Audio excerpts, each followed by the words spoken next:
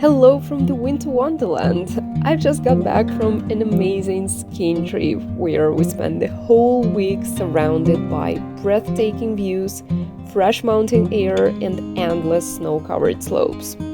It was definitely a much needed break from work, and luckily, we made it back safe and sound with no injuries, and I'm already missing the adventure.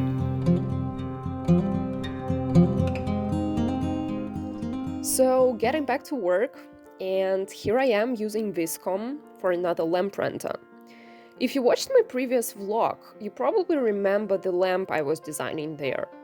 So, I decided to keep exploring different ideas in that field because I don't design lamps for clients that often, if I'm completely honest.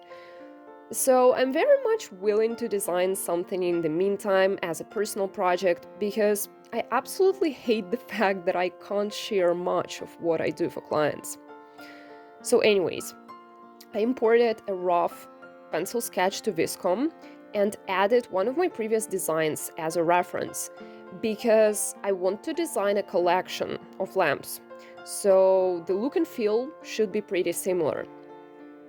What I actually realized, and I wanted to share with you guys, is that for Viscom, it's better to keep the sketch as clean as possible without any additional, let's say, central lines or any sort of shadowing, because Viscom will try to render those unnecessary lines and you will have to Photoshop them later on or adjust the actual rendering that it gives you.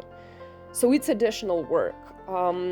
So once I cleaned the actual sketch, it gave me much cleaner results, which I will then use as references for the actual 3D model that I'm gonna be rendering later on.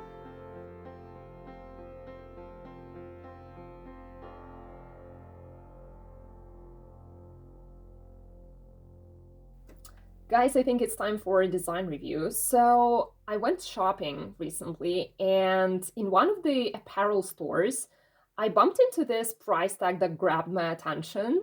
It's not the first time coming to this store though, but it's the first time I actually noticed it. So if you take a closer look to this price tag, you will notice that the part that has the price, the actual price, it has this line. I'm not sure how it's called in English though, but you'll understand that you can tear this part very smoothly, and you can actually give this thing, like anything you buy at the store, as a present without the need of covering the price tag, the actual price, with a marker. At least this is what is very common to do here in Russia, in my culture. If you give something as a present, you usually cover the price.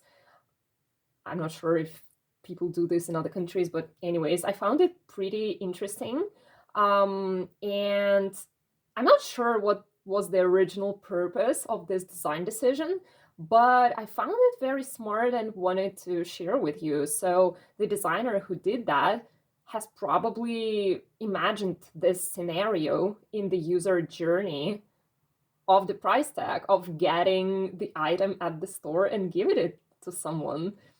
I hope this was intentional. If not, that's still a cool thing that sometimes also happens when you make a design decision, but it turns out to be used in slightly different scenario, but it's still a very smart decision, even though sometimes it might be unintentionally made, you know? So yeah. So recently I've been working on a bag design collection for a client, and this is a small purse design idea that I initially created as a part of that brainstorming session. But the client decided to proceed further with another option. So, as I often do, I decided to sketch this idea and maybe keep it for the future. So initially, this bag was inspired by traditional Chinese lanterns, which I assume you might not directly see, but for me, it's represented by the overlapping elements and the handle that ends with circular knots that give the layering to the shape. In the beginning, I wanted to make the bag neutral, color-wise, but in order to make it more visually related to the initial inspiration, I decided to recolor it red. And what's good about alcohol-based markers that I am using for that purpose is that they don't cover the previous layer completely, so the gray shading is still seen through the red top cover.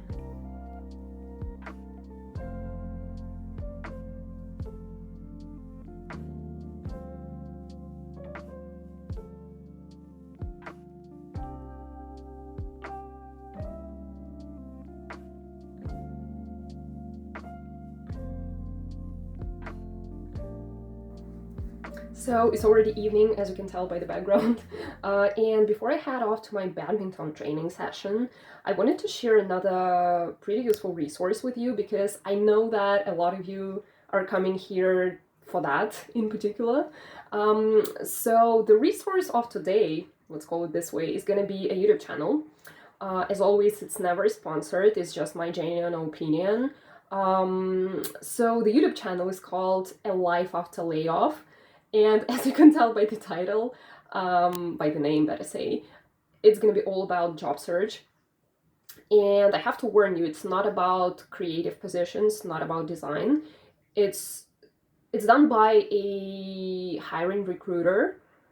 And this man has been working for many different world-known companies, hiring people for different positions. So he shares so many insights about the processes of how to present yourself at an interview, how to prepare your CV, what to say, what not to say, to get better chances to get hired. So even though it's not about design, you will not find any portfolio tips there, but it's still so useful. I learned so much from him. So definitely check him out. And for me, it's time to head off to my badminton training session.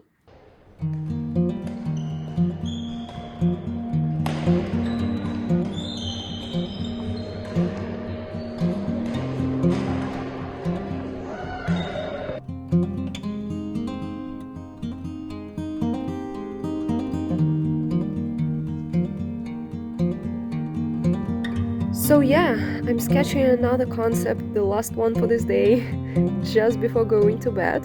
So thanks for watching, and I will see you in the next video.